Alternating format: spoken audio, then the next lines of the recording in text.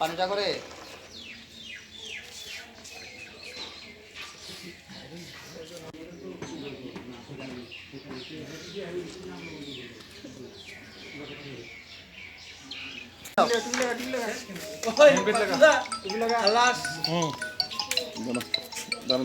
বললাম যে আজকে আপনারা এখানে হয়ে যায়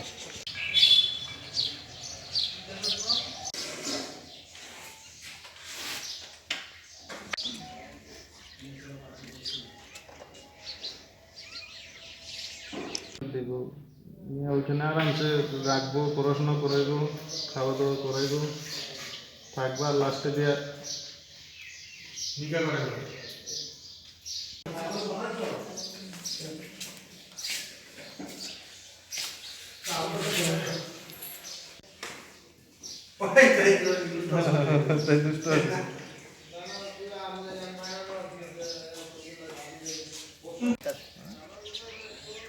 আইতা যাইতা তাড়াতাড়ি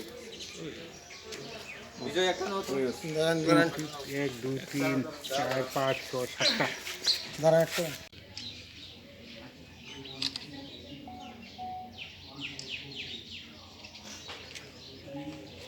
তুমি ফটো লো সন্ধ্যা আমি ভিডিও লই यार है दोस्त कर सकता है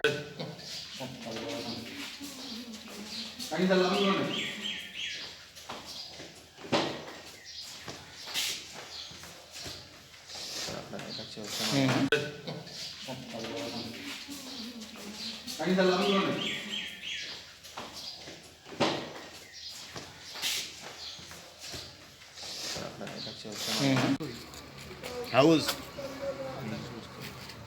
নাম তো টিকিটটা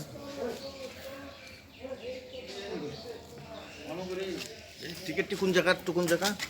আগরতলা থেকে বদরপুর। তোমার নাম কি? একটু জোরে কও, তোমার নাম কি? আবিদা। ও কই থেকে আইছো? কই থেকে আইছো তোমরা এখানে? বাংলাদেশ? বাংলাদেশ থেকে আইছো? কোনদিন কজন আইছো কজন? তো কে নিয়ে আইছে তোমরা? কে নিয়ে আইছে? কে নিয়ে আইছে তোমরা? কোনদিন আইছো তোমরা বাংলাদেশ থেকে?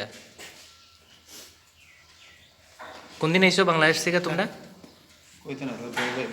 আগরতলা থেকে কাঞ্চনজঙ্ঘা এক্সপ্রেস যখন ধর্মনগরে এসে দাঁড়ায় তখন এই ছেলে মেয়ে তারা 6 জন কিছু মানে একটা বইবিত টাইপের মতো দাঁড়িয়ে রয়েছে। যখন আমরা গাড়িতে দেখলাম ওইটার মধ্যে তাদেরকে জিজ্ঞাসা করার পর তারা কোনো কথাবার্তা ঠিকমতো কইতে পারে না, মানে কোথায় যাব কি কই থেকে আইছে এগুলি তারা কোনোভাবে মানে ক্লিয়ারভাবে বলতে পারছে না।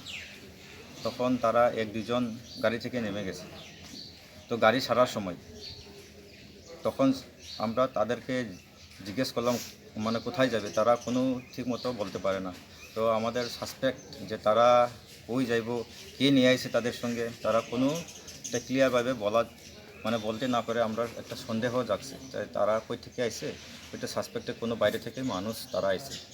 তো তারাকে নাম ঠিকানা জিজ্ঞেস করার পরও তারা কোনো নাম ঠিকানা ঠিকমতো কেউ একজনও বলতে পারে না। তো আমরা তাদেরকে এখানে রেখে দিলাম। কতজন? 6 জন মেয়ে 1 জন ছেলে। আমরা জানতে পারলাম যে ওনার সঙ্গে আরেকজন ছিল যে পালিয়ে গেছে। ওরা বলছে যে ওদের সঙ্গে একজন ওদের দাদা আছে, যে ওই দাদা ওদেরকে নিয়ে যাচ্ছিল। তো ওই দাদা কোথায় জিজ্ঞেস করে কোথায় জানে না, তারা বলছে যে কোথায় জানে না। তাদের সঙ্গে আগরতলা থেকে বদরপুরের টিকিট আছে। আর কি পাওয়া গেছে ওদের? শুধু এই টিকিটটাই, রেলওয়ে টিকিট, কোনো ডকুমেন্টস নেই? বাকি কোনো ডকুমেন্ট তাদের কাছে কিছু পাওয়া যায়নি। আপনাদের প্রাথমিক কি ধারণা কোথা থেকে এসেছে তারা?